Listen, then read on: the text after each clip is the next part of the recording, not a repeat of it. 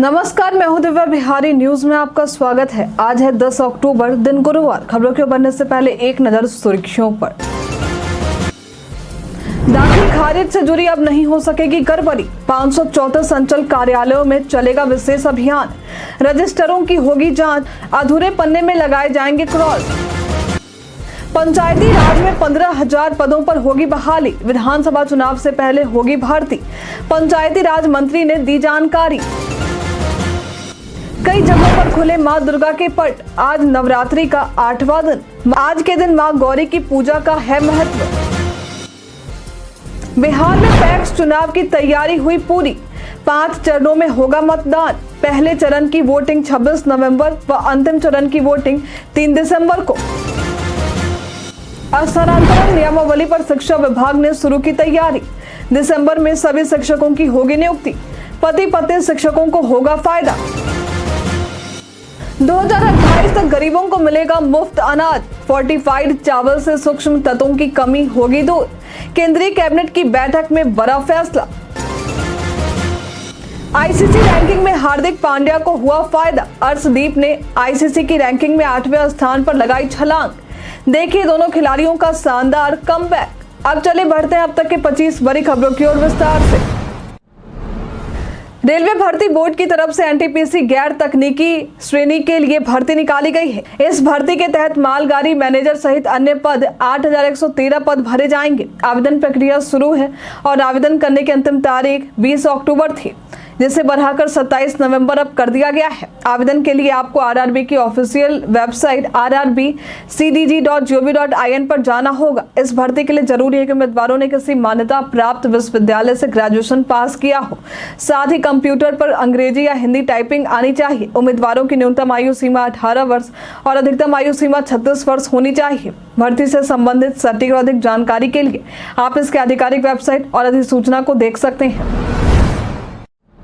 बिहार के कई अंचलों में दाखिल खारिज से जुड़ी गड़बड़ी देखने को मिल रही है। अब इसे दूर करने के लिए सभी 534 अंचल कार्यालयों में विशेष अभियान चलाए जाएंगे। इस अभियान के तहत सभी रजिस्टरों की गहन जांच की जाएगी ताकि ये सुनिश्चित किया जा सके कि कोई पन्ना जोड़ा या फाड़ा नहीं गया है। यदि रजिस्टर में कोई पन्ना खाली या अधूरा है तो उसे लाल कलम से क्रॉस कर दिया जाएगा, जिससे गलत तरीके से कोई कर्मी जानकारी ना भर सके।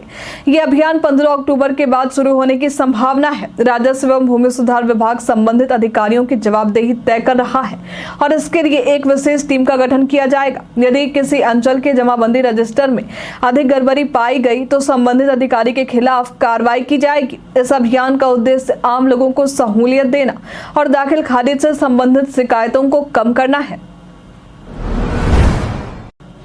बिहारी बर्थडे स्पेशल में आज हम बात करेंगे सुरेंद्र झा सुमन के बारे में। इनका जन्म आज के ही दिन वर्ष 1910 में बिहार के समस्तीपुर में हुआ था। ये एक प्रसिद्ध मैथिली कवि, लेखक, प्रकाशक व संपादक रह चुके हैं। लोग इन्हें सांस्कृतिक सुधारक और मिथिला संस्कृति के प्रवर्तक के रूप में भी जानते हैं। इन्होंने मैथिली में करीब 40 पुस्तकें लिखी थी। इन्हें कई भाषाओं पर शानदार पकड़ के कारण भारत के तत्कालीन राष्ट्रपति डॉक्टर राजेंद्र प्रसाद ने साहित्य अकादमी पुरस्कार से नवाजा था। इसके अलावा ये विद्यापति पुरस्कार से भी सम्मानित हो चुके हैं। इनके बंगाली अनुवादों में शरद चंद्र की 12 दीदी, रविंद्रनाथ टैगोर की गीतांजलि आदि शामिल है। बिहार में रोजगार की तलाश कर रहे युवाओं के लिए अच्छी खबर है। दरअसल जल्द ही पंचायती राज विभाग में 15,000 पदों पर नियुक्ति होने वाली है। इसकी जानकारी पंचायती राज मंत्री केदार प्रसाद गुप्ता द्वारा दी गई है। उन्होंने दावा करते हुए कहा है कि विभाग में इन पदों पर भर्ती आगामी बिहार विधानसभा चुनाव से पहले कर दिया जाएगा। साथ ही उन्होंने बताया कि बीपीएससी के जरिए विभाग में प्रखंड पंचायती पदाधिकारी की नियुक्ति होगी। इसके अलावा राज्य कर्मचारी चयन आयोग द्वारा क्लर्क स्तर के पदों पर नियुक्ति होगी। वहीं एजेंसी के माध्यम से तकनीकी सहायक पदों की नियुक्ति की जानी है। सूचना भवन में प्रेस कॉन्फ्रेंस के दौरान मंत्री केदार प्रसाद गुप्ता ने इसकी जानकारी दी है। साथ ही उन्होंने ये भी जानकारी दी है कि पंचायतों में ई कोर्ट मैनेजमेंट सिस्टम इसी महीने से लागू किए जाएंगे और ऑनलाइन माध्यम से पंचायत के फैसले लिए जाएंगे। केस से लेकर तारीख तक की जानकारी लोगों को आसानी से मिल सकेगी और मामलों को जल्दी निपटाने में मदद मिलेगी। शारदीय नवरात्रि में बीते सप्तमी को कई जगहों पर मां दुर्गा के पट खुले हैं। पूजा पंडालों और कई मंदिरों में पट खुलते ही कई श्रद्धालुओं की भीड़ जुटी। श्रद्धालु मां दुर्गा की पूजा रीति रिवाज के साथ करते नजर आए। वहीं आज नवरात्रा का 8वां दिन है। आज महागौरी की पूजा का विशेष महत्व है। महागौरी की पूजा में गुलाबी रंग शुभ माना जाता है, जो प्रेम और भक्ति का प्रतीक है। आज कई लोग कन्या पूजन भी करते हैं। मां गौरी को पीले रंग के फूल, माला, सिंदूर, कुमकुम, नारियल और अक्षत चढ़ाना शुभ माना जाता है। सच्चे मन से मां गौरी से प्रार्थना करने पर भक्तों की इच्छाएं पूरी होती हैं। बिहार में खेल मैदान मनरेगा के तहत बड़े पैमाने पर बनाने की तैयारी है। ग्रामीण विकास विभाग ने इस दिशा में काम शुरू कर दिया है और लक्ष्य है कि नवंबर 2024 तक मैदान निर्माण का एस्टीमेट तैयार कर स्वीकृति प्राप्त की जाए। इस योजना में शिक्षा, खेल और पंचायती राज विभाग का सहयोग भी लिया जाएगा। इस पहल से खिलाड़ियों के लिए ट्रैक, वॉलीबॉल, बैडमिंटन, बास्केटबॉल के कोर्ट और फुटबॉल गोल पोस्ट तैयार किए जाएंगे। विभाग ने 5000 से 6000 मैदान विकसित करने का लक्ष्य रखा है। गया जिला इस योजना का मॉडल बना है, जहां पहले से कई मैदान तैयार हो चुके हैं। कार्य 2 चरणों में पूरा होगा। पहले चरण में मैदान और ट्रैक का निर्माण होगा। उसके बाद गैलरी, कुर्सियां और खिलाड़ियों के लिए आवश्यक कमरे बनाए जाएंगे। भूमि के आकार के अनुसार खेलों का चयन किया जाएगा। बिहार में पैक्स चुनाव की तैयारियां लगभग पूरी हो चुकी हैं, जिसमें मतदान 5 चरणों में होंगे। पहले चरण की वोटिंग 26 नवंबर को और अंतिम चरण 3 दिसंबर को वोटिंग होगी। बिहार राज्य निर्वाचन प्राधिकार ने गृह विभाग को इस संबंध में सूचना दी है और डीजीपी से चुनाव दिन सुरक्षा इंतजाम करने का आग्रह किया है। मतदान की तैयारियों पर चर्चा के लिए 16 अक्टूबर को संबंधित विभागों की बैठक बुलाई गई है। पैक्स यानी प्राथमिक कृषि साख सहयोग समिति के चुनावों में ग्रामीण क्षेत्रों में उत्साह देखा जाता है, क्योंकि ये समिति किसानों को सस्ते दर पर ऋण प्रदान करती है। चुनाव हर 5 साल में होते हैं और इस बार उन पैक्सों के लिए चुनाव आयोजित किए जा रहे हैं जिनका कार्यकाल पूरा हो चुका है। पिछले 2 महीनों में वोटर लिस्ट को फाइनल किया गया है और अब उसे प्रकाशित किया जा रहा है। क्या आपको पता है फ्लाइट में बैग डैमेज होने पर या खोने पर आप मुआवजे की मांग कर सकते हैं? भारत में नागरिक उड्डयन मंत्रालय के नियमों के अनुसार एयरलाइन को बैग डैमेज या खोने पर 20,000 रुपए तक का मुआवजा देना पड़ सकता है। शिकायत दर्ज करने की समय घरेलू उड़ानों के लिए 24 घंटे और अंतर्राष्ट्रीय उड़ानों के लिए 7 दिन है। यदि आपका सामान खो जाता है तो तुरंत एयरलाइन से संपर्क करें और संपत्ति अनियमितता रिपोर्ट यानी PIR प्राप्त करें। 21 दिनों में सामान न मिलने पर इसे खोया माना जाएगा और आपको एयरलाइन से लिखित मुआवजा मांगना होगा। सबूत के तौर पर आप बैग की फोटो, खरीद और रसीद और अंदर के सामान की तस्वीरें दे सकते हैं। पटना के गांधी मैदान में विजयदशमी का रावण दहन 69 वर्षों से मनाया जा रहा है। इस बार भी इस उत्सव को लेकर बड़ी तैयारी की जा रही है, जिसमें पटना और गया के कारीगर रावण, कुंभकर्ण और मेघनाद के विशाल पुतले बना रहे हैं। रावण की ऊंचाई इस बार 80 फीट, कुंभकर्ण की ऊंचाई 75 फीट और मेघनाद की ऊंचाई 70 फीट होगी, जो पिछले वर्ष से 10 फीट अधिक है। दशहरा कमेटी के चेयरमैन कमल नेपानी ने बताया है कि इस वर्ष 2 मंजिला सोने की लंका तैयार की जा रही है, जिसमें हनुमान जी 3 चक्कर लगाएंगे। कार्यक्रम में इको फ्रेंडली पटाखे और रंग बिरंगी आतिशबाजी का प्रदर्शन भी होगा। सुरक्षा के लिए जिला प्रशासन के साथ बातचीत चल रही है और बैरिकेडिंग के जरिए सुरक्षा घेरा बनाया गया है। इस कार्यक्रम के लिए मुख्यमंत्री नीतीश कुमार और राज्यपाल राजेंद्र विश्वनाथ आर्लेकर को भी निमंत्रित किया गया है। आपको बता दें कि रावण दहन कार्यक्रम का आयोजन 12 अक्टूबर को शाम 6:30 बजे किया जाएगा। बिहार में अभी भी 37,000 से ज्यादा निजी स्कूल बिना मान्यता के चल रहे हैं। बच्चों की मुफ्त एवं अनिवार्य शिक्षा नियमावली 2011 के तहत जिला शिक्षा पदाधिकारियों को निर्देश दिया गया था कि वे अपने जिलों में संचालित निजी विद्यालयों की मान्यता के लिए ई-संबंधन पोर्टल पर कुल 49,702 स्कूलों ने आवेदन किया, लेकिन केवल 11,995 स्कूलों को ही मान्यता मिली। इनमें से महज 5,562 स्कूलों ने ही अपनी सीटों की जानकारी पोर्टल पर अपलोड की है। बिना मान्यता वाले स्कूलों में पढ़ रहे बच्चों का कोई सर्टिफिकेट मान्य नहीं होगा और उनका नाम सरकारी रिकॉर्ड में भी दर्ज नहीं होगा। ऐसे स्कूलों को पहले 15 दिन का नोटिस दिया जाएगा, फिर नियमों के अनुसार कार्रवाई की जाएगी। बच्चों को नजदीकी मान्यता प्राप्त स्कूलों से जोड़ने का प्रयास किया जाएगा।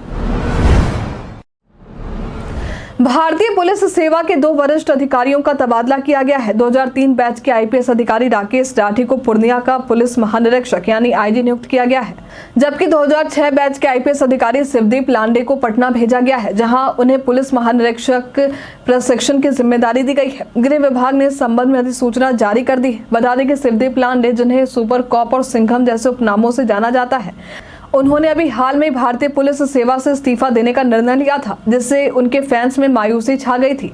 हालांकि उनका इस्तीफा भी मंजूर नहीं किया गया है। लांडे का तबादला अब पटना किया गया है।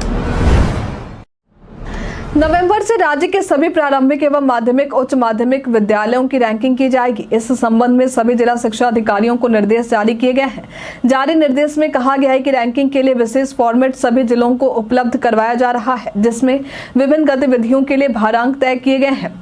कुल योग 100 अंक होंगे और इसे शिक्षकों के वार्षिक मूल्यांकन में शामिल किया जाएगा। विद्यालय स्तर पर फॉर्मेट सही ढंग से भरने के लिए प्रखंड स्तर पर प्रधानाध्यापकों और प्रभारी प्रधानों की बैठक कर प्रशिक्षण देने की व्यवस्था की जाएगी। रैंकिंग में शिक्षण संसाधन उपयोग, साफ सफाई, शिकायत निवारण और सह शैक्षणिक गतिविधियों के लिए अलग अलग अंक निर्धारित किए गए हैं। इसमें वार्षिक और अर्धवार्षिक परीक्षाओं के लिए औसत अंक के लिए अधिकतम 20 अंक, मासिक परीक्षाओं के लिए 10 अंक और उपस्थिति के लिए 10 अंक शामिल है। स्वच्छता के लिए कुल 15 अंक निर्धारित किए गए हैं। बिहार के लोगों को केंद्र की तरफ से बड़ी खुशखबरी मिली है। दरअसल बेगूसराय जिले में कर्मचारी राज्य बीमा निगम अस्पताल खोलने को लेकर केंद्र सरकार द्वारा मंजूरी दे दी गई है। इसकी जानकारी सोशल मीडिया के जरिए भाजपा सांसद गिरिराज सिंह ने दी है। उन्होंने कहा है कि बेगूसराय में ईएसआईसी यानी कर्मचारी राज्य बीमा निगम अस्पताल खोलने की केंद्र सरकार ने मंजूरी दे दी है। बेगूसराय के बरौनी क्षेत्र में ये अस्पताल 100 बेड की क्षमता वाला होगा, जिसका फायदा हजारों श्रमिकों और आम जनता को मिलेगा। इलाज के अब यहाँ के लोगों को बड़े शहरों में जाने की जरूरत नहीं पड़ेगी। स्थानांतरण नियमावली जारी होने के बाद शिक्षा विभाग ने इस पर काम करना शुरू कर दिया है। जारी हुए इस नियमावली को लेकर शिक्षा मंत्री ने कहा है कि दिसंबर में सभी शिक्षकों की नियुक्ति हो जाएगी। शिक्षकों के तबादले को लेकर शिक्षक संघ की शंका पर कि पैसों का लेन देन होगा, इसका जवाब भी शिक्षा मंत्री सुनील कुमार ने दिया है। उन्होंने कहा है कि हम लोग सॉफ्टवेयर डेवलप कर रहे हैं, मैनुअल कुछ भी नहीं होगा। शिक्षक को 10 ऑप्शन देंगे, सॉफ्टवेयर के माध्यम से उस पर निर्णय हो। सभी सक्षमता पास शिक्षकों को नियुक्ति पत्र दिया जाएगा। सभी सरकारी शिक्षक होंगे और दिसंबर तक सभी की ज्वाइनिंग हो जाएगी। आगे उन्होंने जानकारी दी कि सभी शिक्षकों को 10 विकल्प देने होंगे। शिक्षक सरकार के हस्तांतरण पॉलिसी के तहत अपने जिले में भी अब ट्रांसफर करा सकेंगे। शिक्षकों का ट्रांसफर अब हर 5 साल पर होगा। उन शिक्षकों को ज्यादा फायदा होगा जो पति पत्नी दोनों शिक्षक हैं। यदि कोई शिक्षक किसी गंभीर बीमारी से पीड़ित है या शिक्षक दिव्यांग है तो इससे संबंधित आवेदन मिलने पर उन्हें प्राथमिकता दी जाएगी। सरकारी टेलीकॉम कंपनी बीएसएनएल अपने नेटवर्क को तेजी से अपग्रेड करने की योजना बना रही है। इसकी जानकारी बीएसएनएल के अधिकारियों ने संसदीय समिति को दी है। उन्होंने बताया कि वे अगले 6 महीनों में 4G टावरों की संख्या 24,000 से बढ़ाकर 1 लाख करने का लक्ष्य रख रहे हैं। आत्मनिर्भर भारत पहल के तहत कंपनी देसी तकनीक का उपयोग कर बेहतर सेवाएं देने पर ध्यान केंद्रित कर रही है। संसदीय समिति की बैठक में बीएसएनएल में गिरते यूजर बेस और कॉल ड्रॉप की समस्याओं पर चर्चा हुई। अधिकारियों ने बताया कि लगभग 54,000 4G टावर इंस्टॉलेशन के लिए तैयार है और कई साइटों पर नेटवर्क अपग्रेडेशन पूरा हो चुका है। इसके अलावा बीएसएनएल कार्बन मोबाइल के साथ साझेदारी कर 4G फीचर फोन लाने की योजना बना रहा है, जिससे ग्रामीण ग्राहकों को महंगे स्मार्टफोन की आवश्यकता नहीं पड़ेगी। देश के सबसे बड़े बिजनेस टाइकून कहे जाने वाले टाटा के चेयरमैन श्री रतन टाटा का देर रात निधन हो गया। इन्होंने 86 वर्ष की उम्र में आखिरी सांस ली है। समाचार एजेंसी पीटीआई के मुताबिक रतन टाटा ने मुंबई के ब्रिच कैंडी हॉस्पिटल में आखिरी सांस ली। पिछले कुछ दिनों से तबीयत खराब होने के कारण वे आईसीयू में भर्ती थे। बता दें कि रतन टाटा अपने उदार दिल और दरिया दिली के कारण भी लोगों के बीच पसंद किए जाते हैं। बिहार में कर चोरी रोकने के लिए आर्टिफिशियल इंटेलिजेंस यानी एआई का इस्तेमाल किया जा रहा है। पिछले साल एआई की मदद से 50 करोड़ रुपए की कर चोरी पकड़ी गई थी। वाणिज्य कर अधिकारी अब पूर्व अनुमानित मॉडलिंग के माध्यम से क्लाउड आधारित एआई डेटा की समीक्षा कर रहे हैं, जिससे फर्जी रजिस्ट्रेशनों और जीएसटी चोरी का पता लगाना आसान हो गया है। सरकार जीएसटी इकोसिस्टम में बिलिंग को सुरक्षित बनाने के लिए कई उपाय कर रही है। बायोमेट्रिक प्रमाणीकरण को जीएसटी रजिस्ट्रेशन के लिए अनिवार्य करने के साथ साथ अन्य पहल भी किए जा रहे हैं। ये कदम चोरी को रोकने में सहायक होगा। चल रहे शारदीय नवरात्रि के बीच मौसम का मिजाज भी बदल चुका है। प्रदेश में कई जगहों पर हल्की बारिश देखने को मिली। वहीं कई जगहों पर आकाशीय बिजली को लेकर भी अलर्ट जारी किया गया था। आज प्रदेश में कई जगहों पर मौसम शुष्क रहने की संभावना है।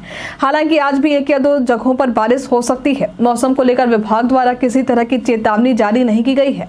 आज प्रदेश में अधिकतम तापमान 32 से 34 डिग्री रहने की संभावना जताई गई है।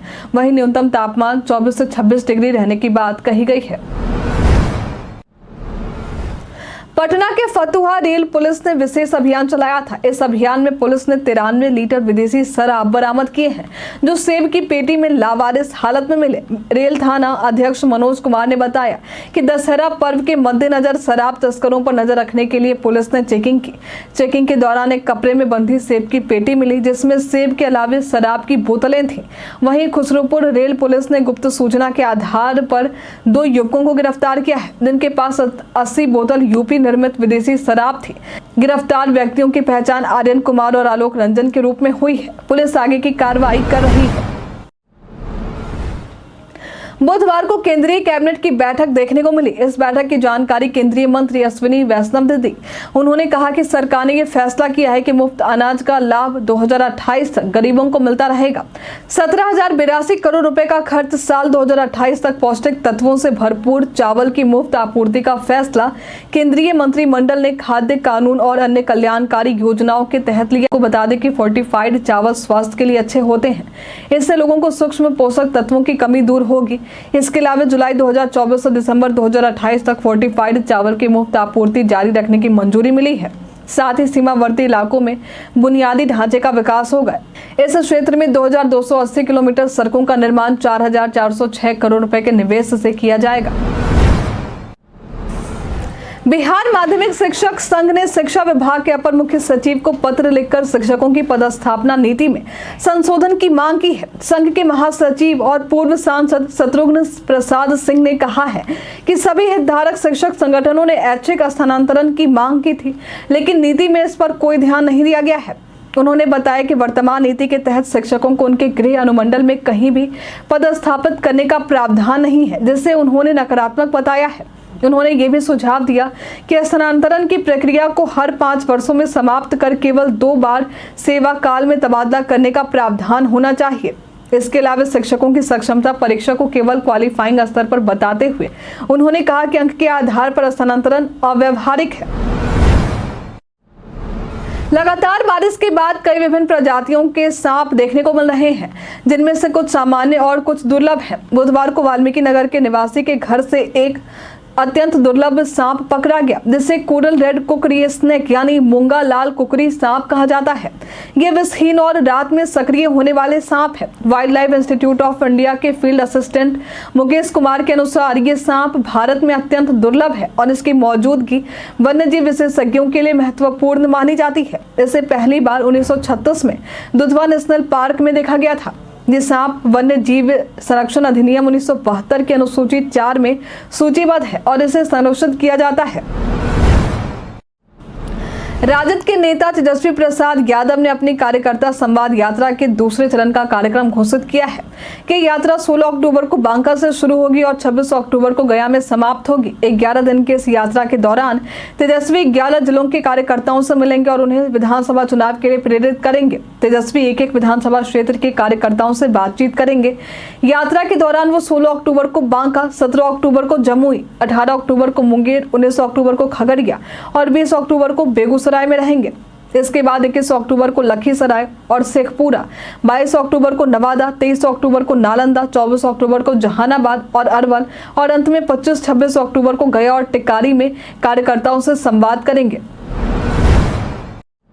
भारत और बांग्लादेश के बीच 3 मैचों की T20 आई सीरीज का पहला मैच भारत ने 7 विकेट से जीतकर 1-0 की बढ़त बनाई है। ग्वालियर में खेले गए इस मैच में तेज गेंदबाज अर्शदीप सिंह ने बेहतरीन प्रदर्शन करते हुए 3 विकेट लिए। इस सफलता के चलते अर्शदीप ने आईसीसी की ताजा T20 आई रैंकिंग में 8 स्थान की छलांग लगाई और अब वे 8वें पायदान पर पहुंच गए हैं।